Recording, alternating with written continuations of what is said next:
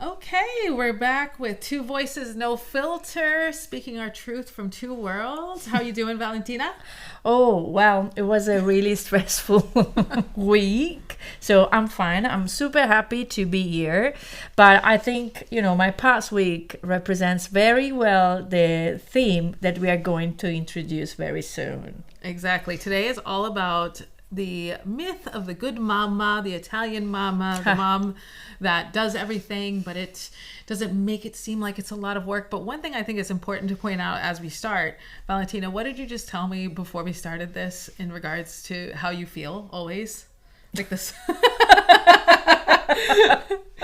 Well, always judged. That's the very first thing. So I can kick off this You can kick it episode. off. Let's kick it off. With this very first episode when I was a very young mom. Eduardo was something like 4 months old. And I was walking with him in the street where I live right now in Galluzzo. And he was in the stroller. I was pushing him. And this old mama just stopped me and said, "Oh, this little boy is so nice. And are you breastfeeding him?" And I was like, "No, I'm not." "Oh my God, you are such a bad mom." And she walked away. And I'm still traumatized from this "you are a bad mom" said from a stranger on just the sidewalk while I was doing my own life and caring about my own business. So that's the reality in Italy. Of course, it's been 15 years since then, but I don't think the reality changed because even 2 years ago, I decided to accept a European project. And accepting the European project, I accepted also to live abroad for a month. So living behind in Italy, my husband, Mario, and of course my son, that at that time was doing the second grade. I was just 12 years old.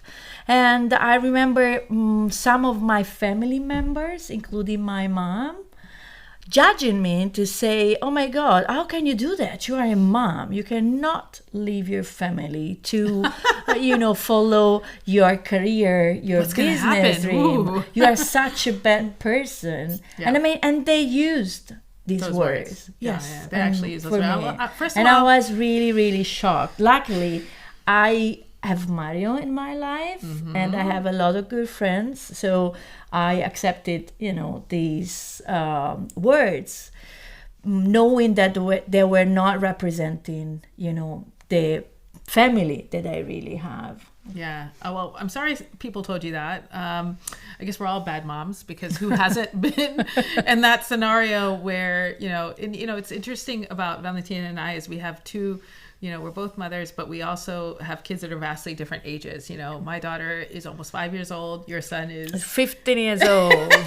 So the gap is about 10 years, Yes, right? it is. Which is really interesting because I think that offers a little bit of a perspective in, this episode is really shaped around like, what is this ideal of this Italian mama and, because of course being American and coming to Italy, you have this view of this Italian mama as being this sort of this matriarch with so much power, but also so much love. Yes, absolutely. The Italian mama can forgive you everything. She will do everything for you. And even if you're 40 or 50. Yes, that's what I was about to say. Even if you're 40, your mama, she will clean up your rooms. She will iron Might even your make breakfast shirts. for your girlfriend the next day. Yes, I mean, okay, that's not so true actually. Okay, that's for sure for the son, but not necessarily for the daughter-in-law. And it's completely different the other way around. If you have a daughter and then you are adopting, a son-in-law. Son-in-law, of Yeah, course. that's completely different. Also, that's interesting to go a little bit into depth to understand this. So the Italian mama myth comes from, I think, from the Catholic Church and the religious part of the Virgin Mary. she's ultimate, she's ideal. the ultimate mama. She didn't even have to do anything dirty in order to have children. So it was like we've even eliminated that from the story. So she's the ultimate mama, and then you have all the rest of the regular mamas. So they have to, relate with her, and they have to sacrifice everything in order to make the best for their families. Exactly. That's the most important part. Okay, they cannot have an independent life. They are just dedicating all the time to their children first, and then the husband second, and then we have the mother, so the grandfather for the children, and the grandparents, because they have to take care of the entire family. I had my grandmother, my great-grandmother that I didn't meet because she died when she was only 50 years old, but she used to take care of all the grandfathers, so 4 elder people, all the family members, the male family members in her family, so there were other 4 males, and then she had to take care of also all the workers that were working with them at the farm. So every day she was taking care of 15 people. Wow. Putting them on the table, for lunch, exactly, and cooking for everybody, for the dinner. Oh my gosh. Every day. Yeah, I can barely do that for myself. Yes. I'm just kidding. I love to cook. But I think that's a really important point, is that we often have this visions, especially in history, of like the mama sacrificing everything to do everything for her children. And but then I also think about, stories like, I don't know if you've read the Elena Ferrante series. Of course. I'm obsessed. Of course. I'm a big reader, and in fact her stories, at least for me, it was like an eye-opener to Italian female friendship, but also Italian motherhood in so many ways, because that's interesting, your point of view, because for me was something like that I'm used to, and I grew up. Yeah, but maybe for you it's normalized, but like as a foreigner maybe looking into the world of Italy, and even though I think I know it pretty well, I really loved the way that she kind of explained, so in the books, in the first book, for example, there's a lot, it's her growing up in Naples in the 1950s. And then she has this mother who's very not nice, but it's not because she's inwardly a terrible person, or maybe she is, it's hard to tell, but it's the product of her life, right? Having the physically abusive husband, having no money, having the expectations that we're not going to give the females in our life the education, or when that actually did happen, it was kind of like, well, you're so lucky, and that's not normal, and of course this is the 50s, so you could arguably say that's the case for everywhere, not just Italy. But then you also see how this concept of motherhood plays out in the later novels, as well as Elena, the protagonist, becomes a mother. Her best friend becomes a mother, and because it's so hard to cut, these old traditions, because you need a lot of energy and a lot of efforts in order to change something that used to be like that. And that they teach you that it's correct as it is. So you are the wrong one who wants to change something that has been like that for the past 100 years or even more. So it's really, really hard to be the one who wants to cut, the handcuffs, let's say. And for me, it's really hard, because I'm always, judged in my family, because I'm a strong woman. I love solo traveling. I'm not the cooker, for example. And the society, just judges you. And look at you, say, oh, you are not a good mother, non sei una buona mamma, because you are not always present. But I don't care all the sacrifice that I do in order to be present for my son, not for the society, but for my son. Exactly. That's also the reason, because I am a freelance consultant. Yeah. Because otherwise I didn't have any chance to be a mother. Yeah. Exactly. So that's why. Also, well, and I think people, again, what you said about the judging thing, of course, my daughter's a lot younger than your son, but it's crazy how much I feel the same way in that sense. We lived for a couple of years in Switzerland and then came back to Italy. But what I definitely felt in Switzerland, there was a very traditional vibe. A lot of people think of Switzerland like Sweden, oh my gosh, you're going to have, covered maternity and paternity leave for a year. Not the case. It was 3 months. It was very minimal. It was actually less in Italy. I think Italy's 5 months. It depends. It depends. On how... So it's 3 is the bare minimum, and then you can have a 4, 5, 6, or at a lower up rate, to though. Yes, at the 1 year where you get the last months for free. Exactly. Okay. So, which is, wonderful. I mean, as an American, we don't Yes. have that Mamma at mia. all. That's Unless scary the in company America. That's a super scary. Our values are in the right place, Valentina.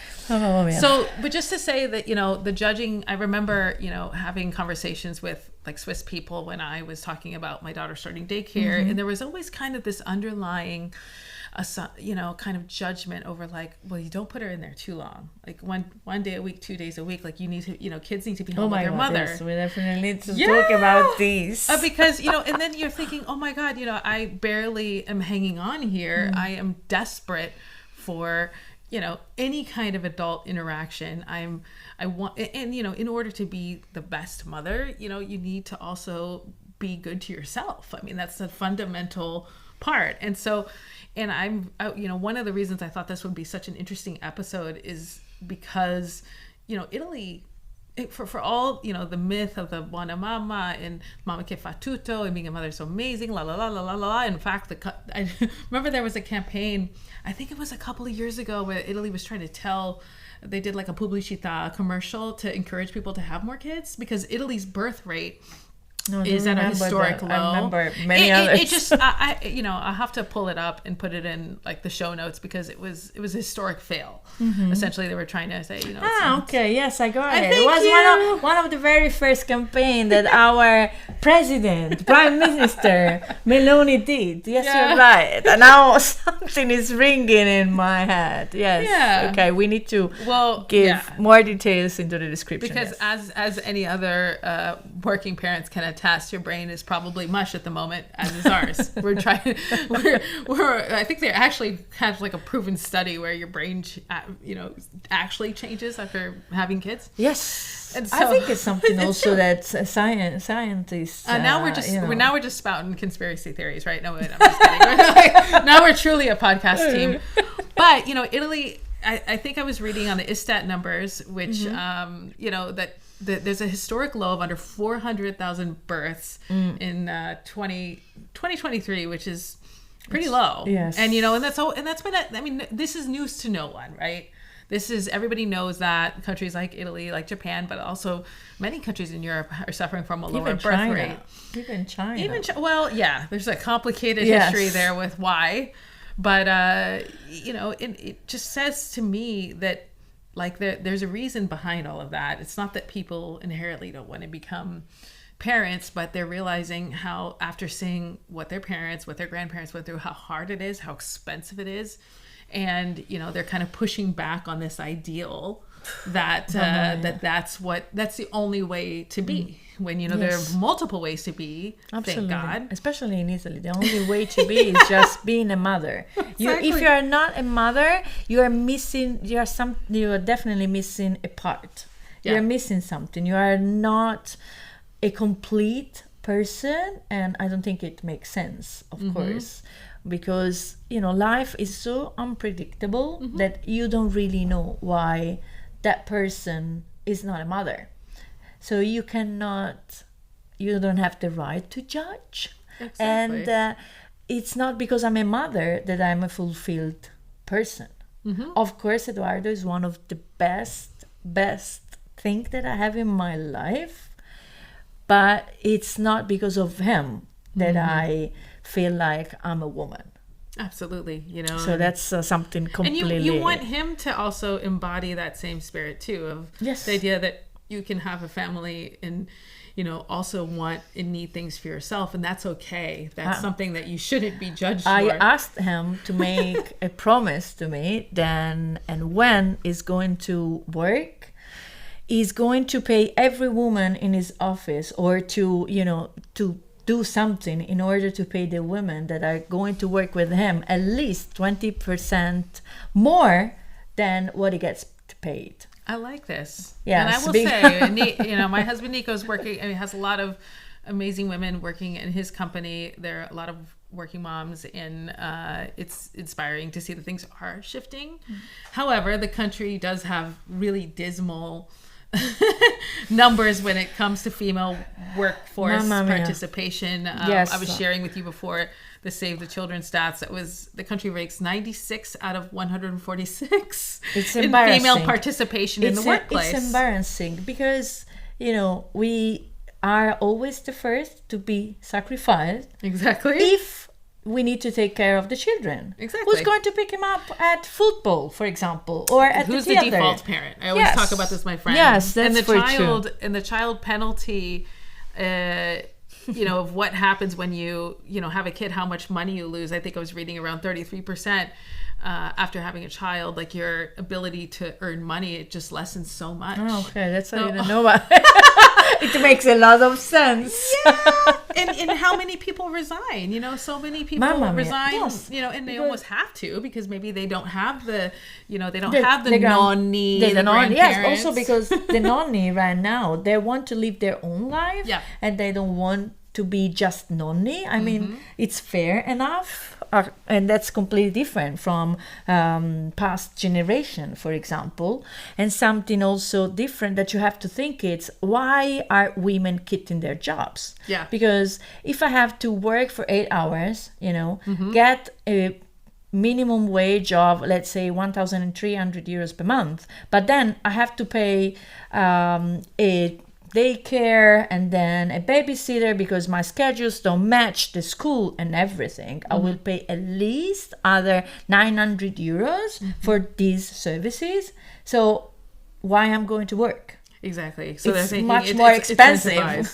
And then if my son gets sick, I have to get the leave from work, and sometimes they didn't give it to you. And then, so it doesn't make sense sometimes. It's much easier to keep your job and to keep your career and the person you are to be a mother in Italy. That's the system is forcing you. Absolutely. And they were saying that 72% of all post-birth resignations, nearly 3 in 4 are women who are resigning, after becoming parents, because again, who's taking the brunt of we're the flexible ones in the relationship, right? With the flexible, we both are working more or less full time, and but at the same time, it's like 4 p.m. comes up. At least for me, I have to be at the school. Go now pick for up me, play dates. I'm in a different stage, but it used to be like that, of course. But I completely understand. And it doesn't mean the work stops at 4. Is no, what I'm trying to say.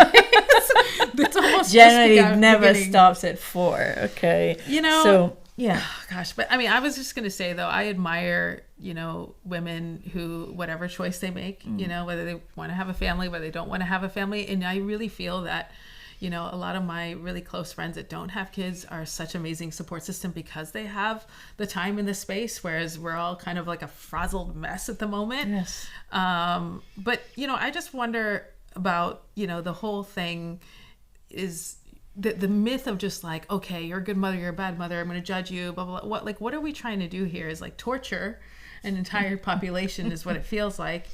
And, are people honest about the cost of becoming a mom? Are people really sharing those details? Because there's so much movement towards this kind of like, have more kids, or, these trad life ideals and things like that we're seeing in social media portrayed. And we just both watched the Manosphere documentary. So we're both traumatized after seeing, really horrible men spout nonsense to sell MLM type marketing to people, basically. Absolutely. And then, also equally horrified to see the women in their lives shut down and not allowed to really speak and be controlled. And it's just a really scary situation when you see things like that being normalized. It's like, the mother should the women really should stay, and do X, Y, and Z. That's how things should be. Yeah. What scares me the most is that, they say that, for example, all these free women are terrible. They are the devil, but they are the first using them, and they are just looking to the get content married. creators. They've been inviting them on. But then the they are podcast. looking for that one girl that is, just a Virgin Mary. Yeah. So how is that possible? Well, they're doing Why? one-sided monogamy, Valentina. Did you hear that? Oh, Remember yes, that? Mamma Mia. One-sided monogamy. Yeah, okay. Just, I mean, nothing makes sense in that word. No. What I'm trying, for example, for me is really important to show Eduardo that a man and a woman, yes, are on the same level. Of course, we have diversities on a biological level and on strengths, but it depends from woman to woman, and that we are all the same. So there is not, the role of Partners. We're partners. Partnerships. This is what I always yes, say. we are just human. We're humans.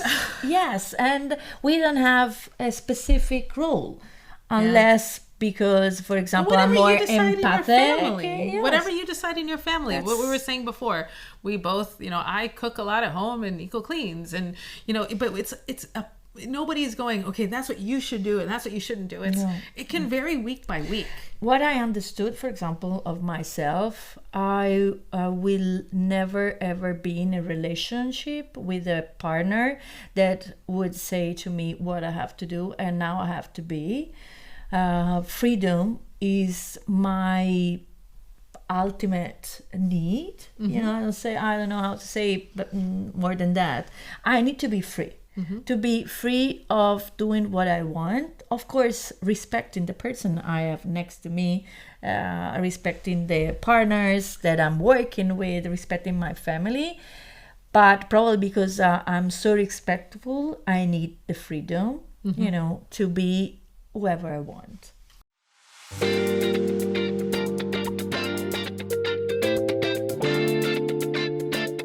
Buongiorno, welcome. I'm Georgette Jupi. I'm a native Texan living in Florence, and I am Valentina Dainelli, and I'm 100% from Chianti Classico e Chiantigiana. This is Two Voices, a podcast about truth beyond the Dolce Vita. And we're back talking all about Italian mamma. La mamma è sempre la mamma. Assolutamente. La mamma è sempre la mamma is a very popular phrase in Italy. And we have also many beautiful songs about the mamma. Yes. Viva la mamma, affezionata a quella gonna un po' lunga. That's Eduardo Bennato, and it's celebrating the old-fashioned mamas just wearing, because they didn't wear pants in the past, but they were only skirts. Of course they're not going to put on pants. Yes, exactly. And it was celebrating the moms with this beautiful and famous song that we have. Yes. Yeah. So the mama has always been loved, revered, celebrated to the point where when I first moved to Italy in 2005, I remember my Italian boyfriend at the time, it was there were a lot of mammone. Mammone, by the way, in Italian is like mama's boy kind of thing. Yes, kind of. There were some signs there. When you say mammone, though, it has a negative part. Yeah, it does. It's a negative meaning. Because it means that you are not able to stay away from your mom, or your mom is not able to stay away from you. It's either. I mean, and I'm half Mexican, and also especially in the Hispanic culture, it's very this is a similar stereotype that we have of like, I definitely grew up with the same stereotype as well of like, my brothers could do no wrong, or if there's a problem in my brother's relationships, it was definitely the fault of the woman. Most definitely. And I kind of could see, and at the same time, after becoming a mom, I have some sympathies towards this, because I'm like, oh yeah, nobody's going to touch my daughter, So I can understand where that's coming from, but I think I could be mature enough to kind of hold truth to what is actually occurring, as opposed to just being like blanket no. So, obviously there's a lot of positive and negative connotations with the concept of being a mother in Italy, and what that myth that we've seen of la mama making the pasta in the kitchen and grandma's there, and it's all this like loving your socks. Underwear or socks for me are the same. On the same level. Honestly, in 2026, if you're ironing at all, it's kind of a miracle. So, I think it's important, we'll talk about both positive and negative stuff in this second segment, but let's talk about what Italy gets right, because we know the challenge. We live here, we work here, we raise our kids here, and we experience all of this firsthand. And one thing that I feel like I don't love content wise, like there's a lot of, and this is everywhere, it's not just here, but okay, let's focus on Italy for a second here. But there's a lot of like, oh my God, I moved my kids to Italy and everything's perfect because they love kids and blah, blah, blah. And the school lunch is amazing. And it's this, which is all true. Like, I agree with a lot of that. When I look at my daughter's school menu, I'm like, girl, can I pull up a chair? Because this is better than whatever cold sandwich I'm making at home. We have now a lot of special programs for healthy food programs in schools. So they have generally an external consultant making the menus according to being balanced between all the things that are fundamental for us to eat. So we are definitely a very step forward into the future for this. And exactly. Yes, your average school cantinette is generally one of the good. It's a real positive, but and things are just generally, we're out and about food festivals in the city, it's having a family, like it's usually a positive experience, I would say compared to, now I've lived in a couple of different countries. Italy has always been the warmest experience. Like people talk directly to my daughter. She exists in the world. It's kind of like, she's That's brought into the conversation more than I true. Experienced in Switzerland and America personally, so then she responds too. So these are things that I really, love about this country. And, I think that people are really, happy to kind of see kids in general. There's like most this of the times, yes.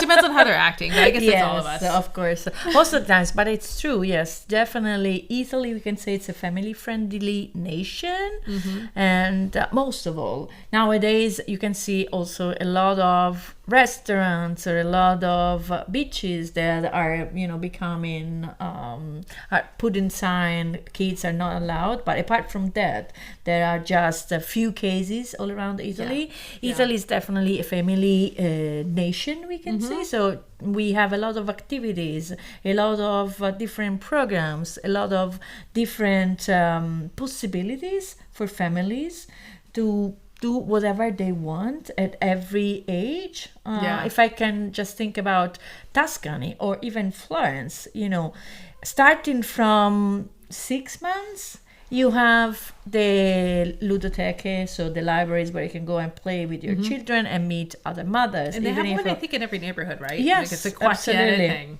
And then they organize, for example, little workshops according to the age, and also museum have special programs for family with children at any level, according to if you are more into art, for example, Palazzo Strozzi, or even the municipality museums. They have backpack activities for families that you can just ask for free or pay just a small amount of money, like €5, to get your backpack, and you have all the activities to entertain your children. And that's true for most of the museums in Italy right now. And they have sometimes amazing activities. I remember when I was at the Egyptian Museum in Turin. That is one of the very first for collection in the world.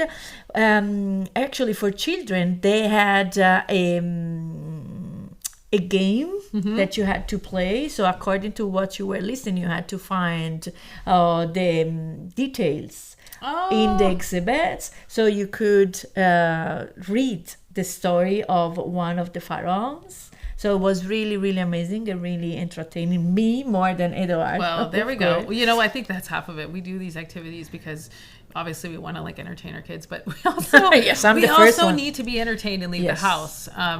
And you were saying before that Florence is offering this new service for new moms. So I'm glad to say that Florence is one of the few municipalities in Italy that offers a welcome kit to newborns. So when your child is born, you receive a letter from the comune say, welcome to the world, to Edoardo, and it's including a voucher, and then you go to the pharmacy and you get your welcome kit with the basics to start, like diapers, like cream and everything, and that's for free. I think that's so amazing. I actually had something like that from the city where I gave birth in Switzerland. Okay. We had a welcome box as well, and it was kind of the same. For Italy, something really, really new, and I was really, really amazed when I read the news about it. So that's, I think, something also to help. You feel supported, maybe, because that's the thing. It's correct. Like, supported is the right verb.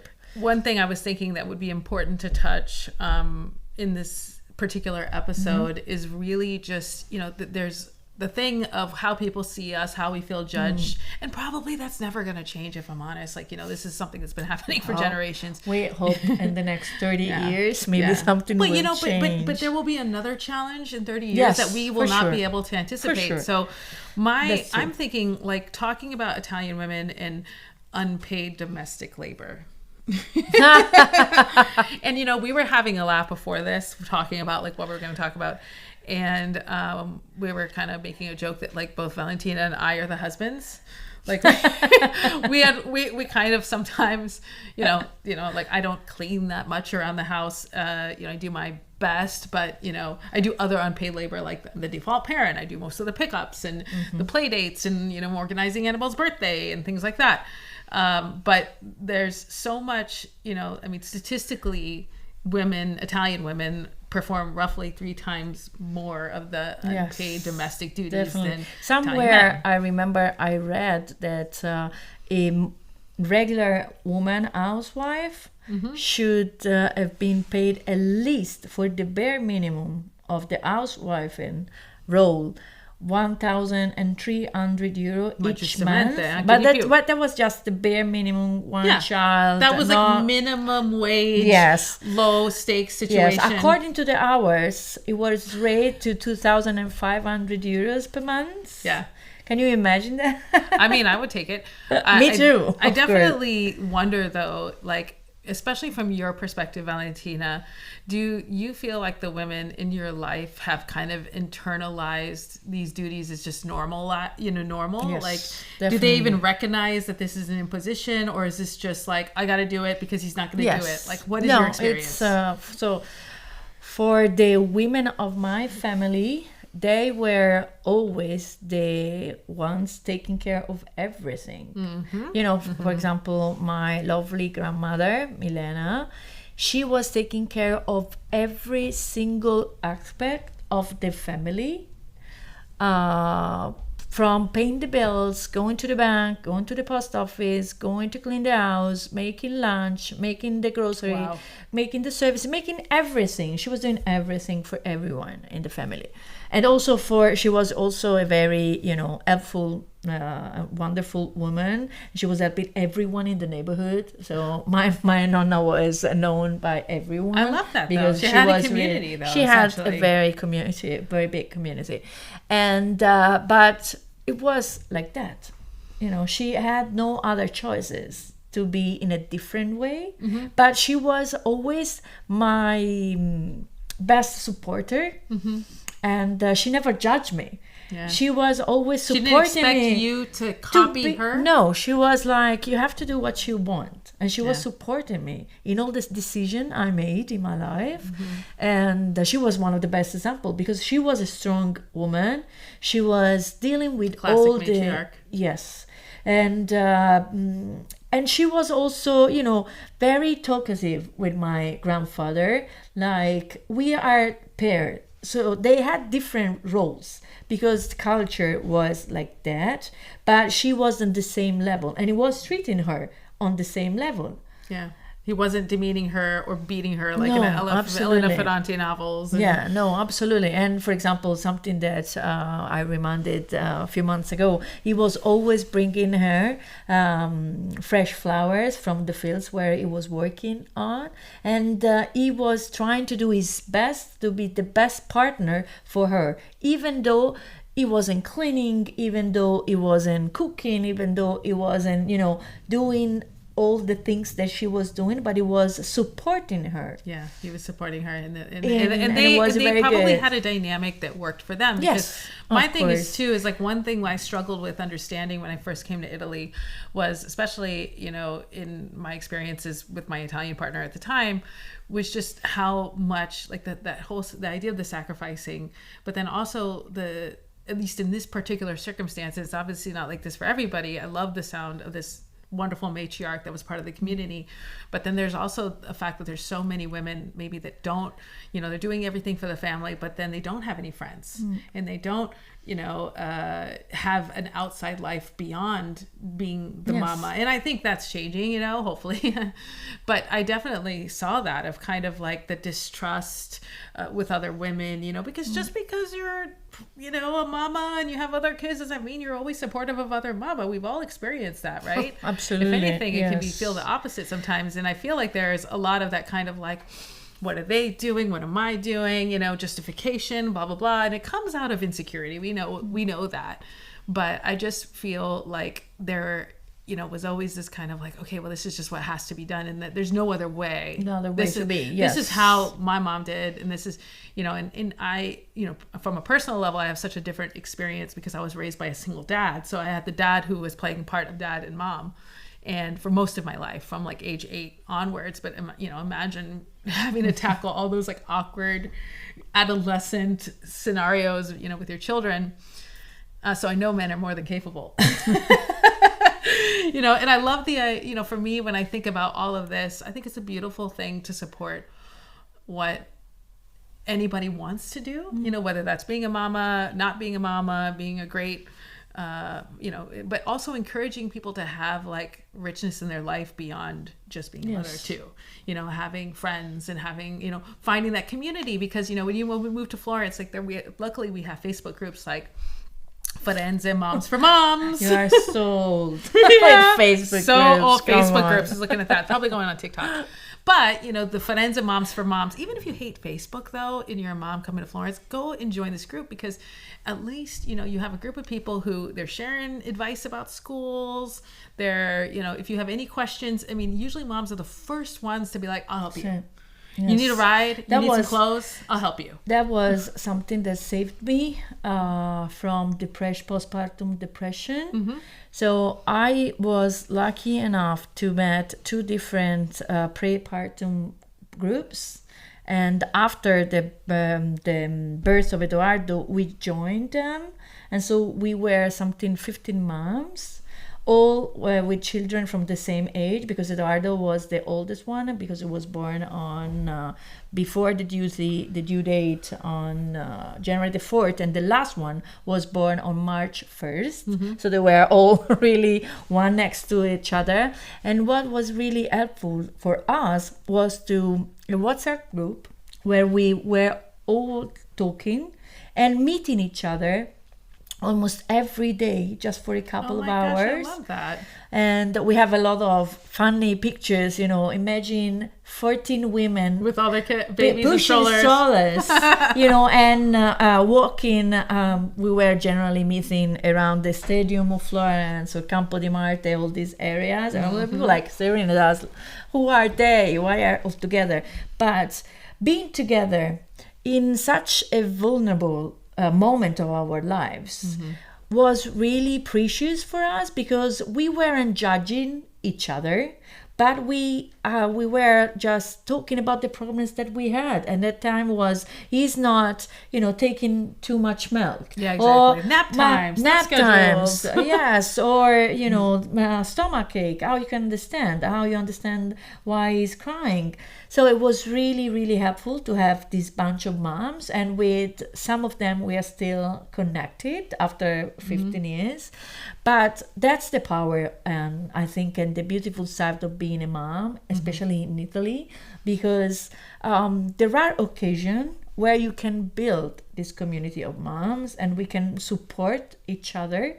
That it's wonderful, because no other moms can understand your needs. Exactly. I completely agree. I had a group like that I was just in Switzerland visiting some of my mom friends that I met through a similar group where, we share the good, bad, and the ugly. And you find your people in these groups. It's not like you're going to be best friends with everybody, but you find those people that you're willing to be vulnerable, like who you'd be friends with without kids too, honestly.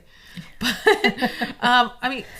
because I think it would be so useful for our audience, where, like, if you're here and you're going, okay, I need that support system, where do you recommend people look? Like, and actually, also on top of that, the postnatal depression thing, is that a taboo topic in your opinion in Italy? Are people more open about that now? Every issue related to mental health is a taboo in Italy. Okay. Nowadays we are talking more also about postpartum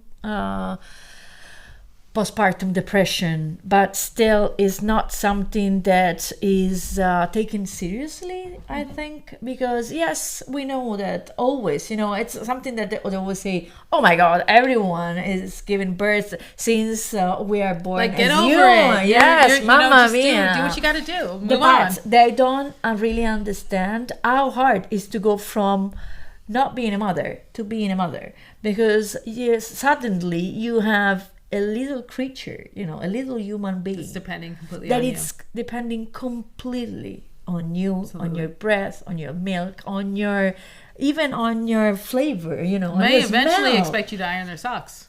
Yes, of course. So it's really hard to go from one side to the other, even if you are willing to be a mother, even if you are, the most prepared person, the most prepared woman. Going to be a mother is not a click. Well, and you see that, like, a lot of those stereotypes, like I was talking about the novels of Elena Ferrante, but we've seen so many examples in history where the mothers were frustrated and took it out on the kids, which you can understand considering that time and place, even if it wasn't okay, but there was no resources for help, mental health resources and things like that. Not everybody, and maybe arguably most people, don't always have this like built-in community like we see in the movies with Italians, all meeting up for Sunday lunch. Like, a lot of people try and do that, and I love that this country celebrates that, and I try to do that as much as possible with my built community of non-family members here. But it's something that I think even local Italians have to work at doing, is like making sure that happens. Like, if you're lucky enough to come from this very close, healthy family. Yes, or maybe like in my case, for example, I had a very good obstetrician. She was really talkative, and she was really talking the truth about what does it mean for a woman to be a mother. And so she was suggesting for the very first 40 days, don't do anything except be trying to be a mother and relate to your child.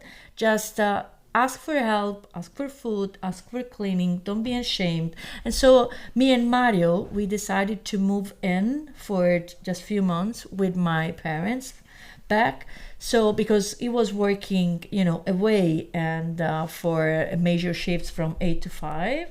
And so I was alone all day. And so we decided to move back. And I had the privilege to have the help of 3 women. So my grandmother that was still there, and she was able to look after Eduardo, my mother and my aunt.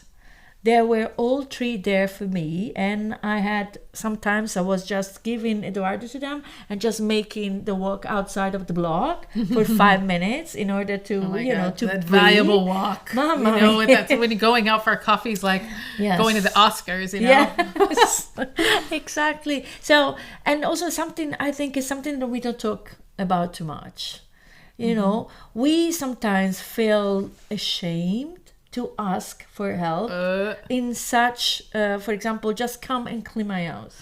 Yeah, just come and clean my dishes. That's what you should offer, guys. I'm just telling you, if you're like, how do I help my friends? You know what? Don't ask them what they need. Just go, like, listen, I'm coming over. I'm going to clean your house. I'm going to bring over some food. I'm going to bring some pre-cooked stuff to stick in your freezer. This is what we do with a lot of friends. Yeah. And, I'm so jealous hearing this because, I had Annabelle in COVID. And so there was no help, and there was no parents helping. And if anything, when we did have family come to visit, it was like having more kids. So it was not super positive. I mean, I definitely struggled postpartum because I just felt alone in this apartment in this country where I don't speak the language and I'm struggling, but I have an amazing partner, but I'm alone most of the time. And I just remember thinking in my head, like, God, I wish, I had this, like, somebody here just on the floor, sitting on the floor talking to me, just laughing. Sometimes like, it's as simple as it's all I needed, honestly. Yes, you need like, to talk with an adult. Yeah, and so I think about this all the time because, obviously I look back and maybe there's some things I could have done differently. Sure, again, self-deprecation. Yes. But it's so funny. I even have this conversation sometimes with Annabelle. I'm like, if you decide to have kids one day, I will help you. If I'm healthy and everything is good, like, I would absolutely love to give that gift, because I never had that, and it's one of those things that I just feel so like, I love to work. I'm so passionate about, my friendships and community, but I really would love to give back and help other people going through that because I know it's so hard. I had struggled asking for help. Yes. I wanted to be everything for everybody. And just to kind of round out this last part before we do Cose Caso, like if somebody decides that they don't want to become a mom, how important do you feel this is for its society in Italy? How do you think people look at women who don't decide to become mothers? And do people have opinions either way? Of course, they have an opinion about everything. But so I think now it's going a little bit better than women my age or older my age that didn't have, children. And you don't know why they didn't have children. Life is totally unpredictable, so you don't have to be to judge people because they didn't have. And we also had this ugly word in Italian for women that didn't have children and didn't have partners, that is called zitella. Zitella? Zitella. Zitella, okay. Zitella with the Z. Yes, and that's terrible. Don't like this word already. Yes, it's very bad. As I'm saying it's a very bad meaning, okay? It means like it, so the hidden meaning is that you weren't able to realize yourself as a woman because you weren't able to build a relationship with a man or find a husband to get a family. So it's really a bad word, okay? And the meaning that it's hiding, it's also it's ridiculous. Terrible. Absolutely, ridiculous. Definitely. But yes, people are judging you because you are not a mother. And they make you feel like you are missing a piece.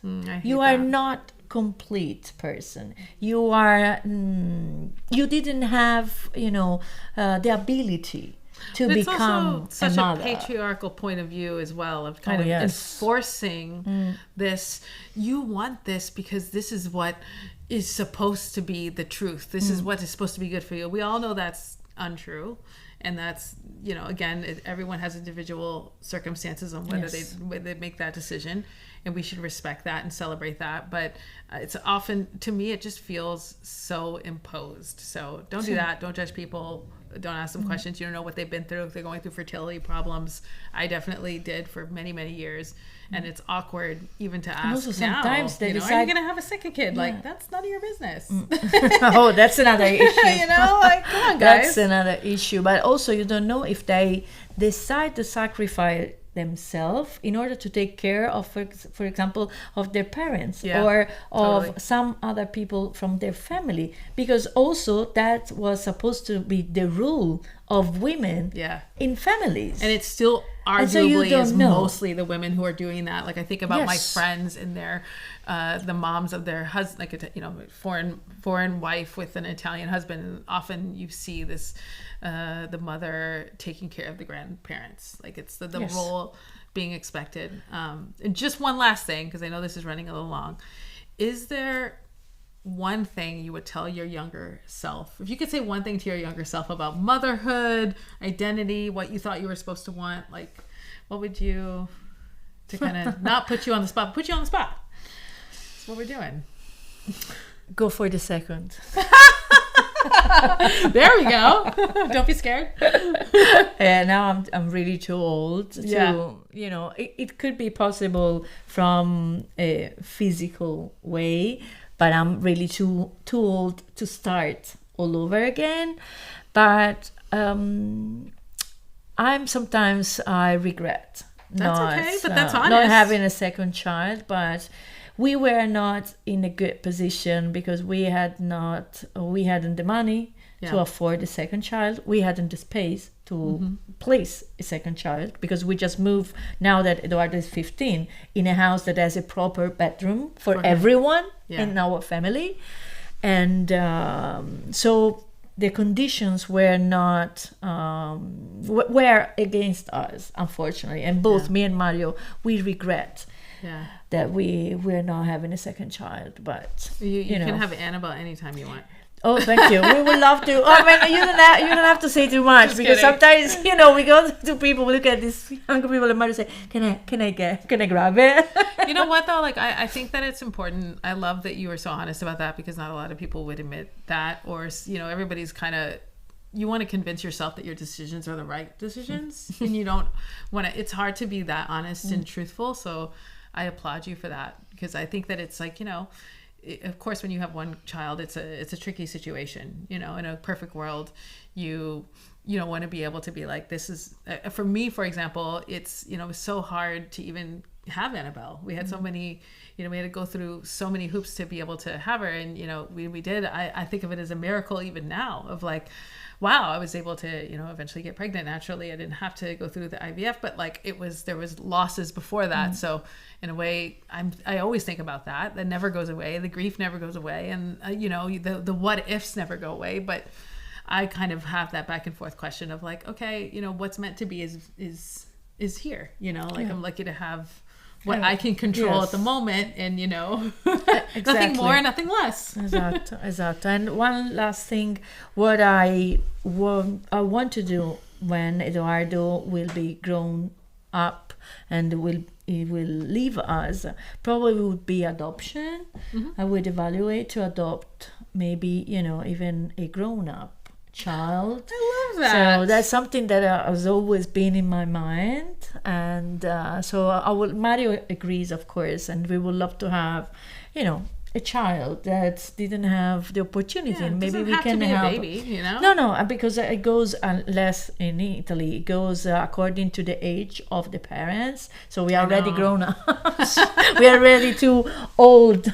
Well, you could just join Brian Johnson's immortal membership, and then maybe live forever. But that's something that we will to do maybe in the future. So we will be parents in a different way. Oh my gosh. Cose a caso, random things that we like to talk about. And now it's time for Cose a caso. So we have a bunch of questions that are super fun that we will go through. So I go first and asking you, who takes out the bins? That would be Nico, not me. Okay. What about you? Oh, in my case, I prepare the beans and then Mario takes them out. So team effort. Yes, that's most of our answers. It's a team effort. Then notices when the toilet paper runs out.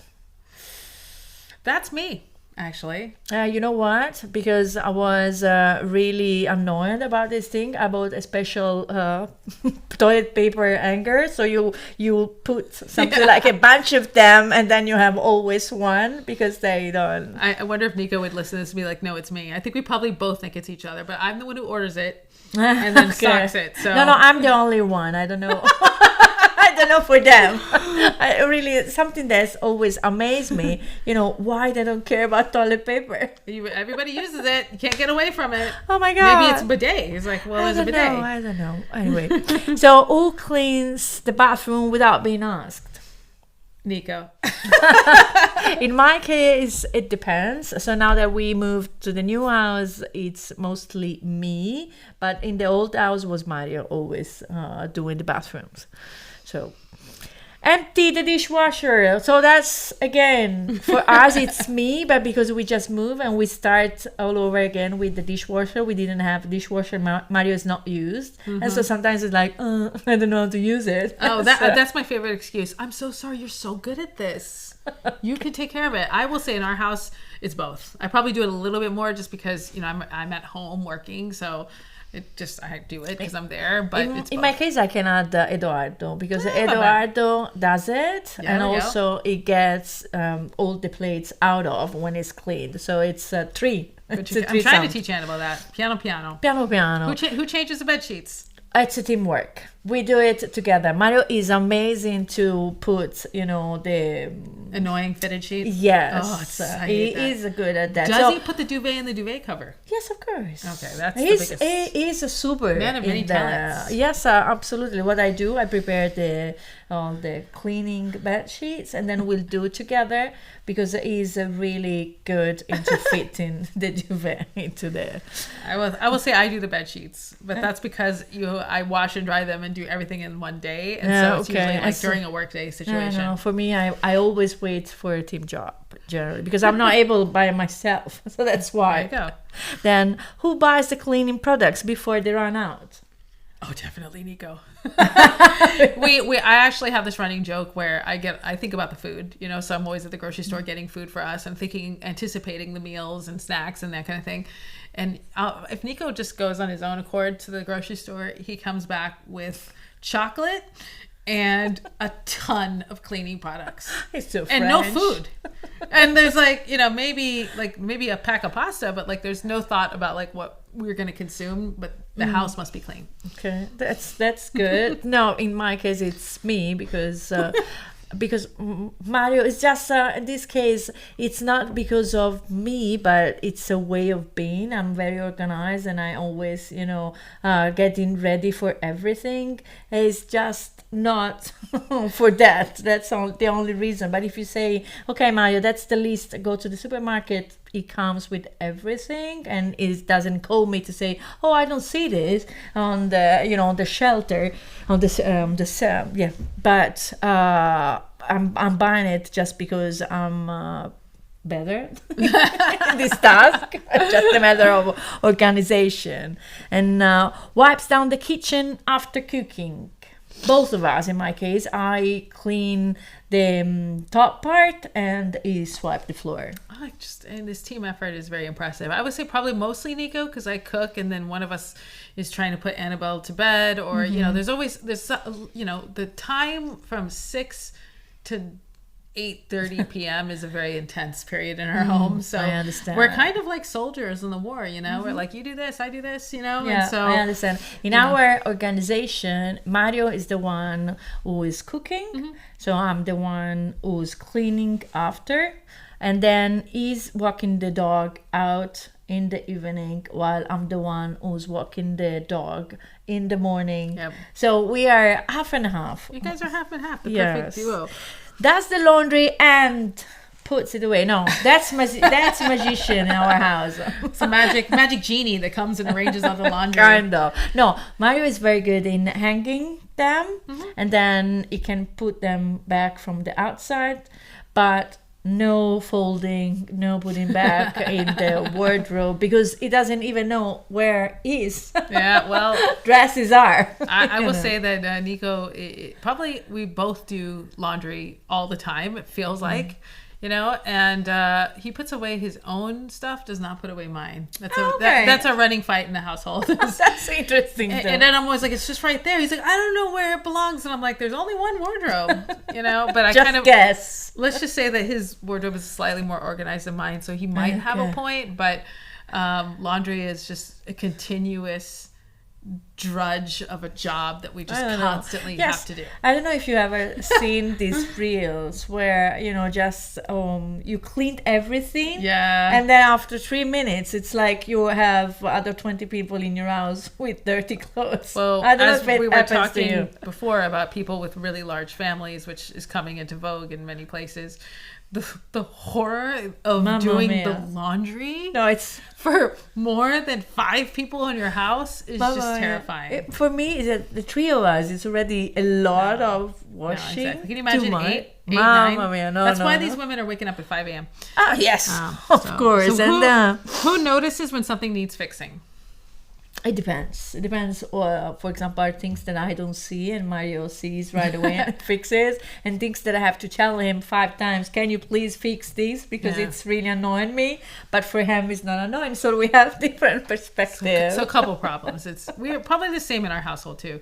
We talk a lot about things that need to be fixed without actually being proactive about making it happen. Yes. And last but not least, this is a good one. Deep cleans before guests arrive. Both of us, we share. So we divided the new house into, let's say, shifts. So Eduardo is in charge of his room and stairs. I love that. Mario is in charge with the bathrooms and entrance room. I'm in charge with our bedroom and the kitchen. So we have one room each other, and we all collaborate in order to get things done. So dream team. Yes, we are. I'm happy to say that we are a dream team because we collaborate a lot in our house. And for example, right now it's a super stressful time of the year for me. I told them, and they are really, really supporting me without bothering me with with anything. Sometimes the best support you can give is to just not bother. Exacto. That's it. No, Mama Mia. I will say it's the same for us. It's a collaborative effort. Nico's better at the deep cleaning, and I'm better at like the host things of like setting up the bed and thinking about what they might need or what they don't need. So I set up like the fundamentals, but he's the one who like actually makes sure that we don't have a ton of dust and weird stuff lying around. But I have to say, I was reading this yesterday and it kind of made me think about it, about like how, especially for close friends, you don't have to have everything perfect all the time. We don't need to pretend we live in show homes. Like, it's okay for things to be a little messy. I personally don't care when I go to my friend's house and I see that. If anything, I'm like, oh my God, at least I'm not alone. No, I don't. I don't care. I don't care either. I mean, we are all human, and you live in the house, so it cannot be perfect. And most of my friends have either kids, either animals, or both of them. Yeah. So I mean, it's a mission impossible. Exactly. It's mission to impossible. get there. And let's keep it real. I mean, the idea of anybody being perfect is 100% a myth, female or male. Yes. And that would be a very annoying person to be around that we wouldn't want to be friends with. Let's be honest, because we just feel bad about ourselves. So one last thing that triggers me a lot. When do you see these beautiful moms' houses on Instagram? Oh, yeah. Where did they put stuff? Yeah. Where are the things? It gets airbrush out. Where are they? Because it's room. impossible. There's a safe room in the house where everything gets shoved when you're filming. Do you think so? I mean, honestly, I just think either they have help, they have a cleaner, they are doing it. I mean, you can kind of make things. I mean, nothing is real.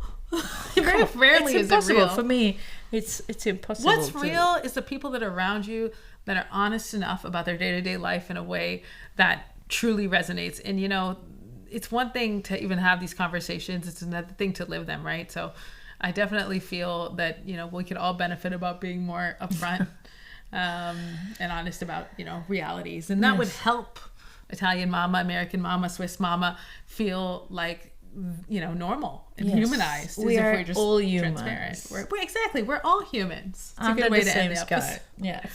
So thank you guys for listening to another episode of Two Voices, No Filter, speaking our two truths from La Dolce Vita from Italy. Please comment, share, subscribe, listen wherever you listen to your podcast, Spotify, Apple Pods, it doesn't matter. It would really help get the word out there. Ask questions. We are really eager to read your questions and answer them. Exactly. We really hope you enjoyed this episode. And I'm honestly very curious about your perspective or what you think about this topic. So, yes. Until next time. A presto. La Ciao. mamma è sempre la mamma.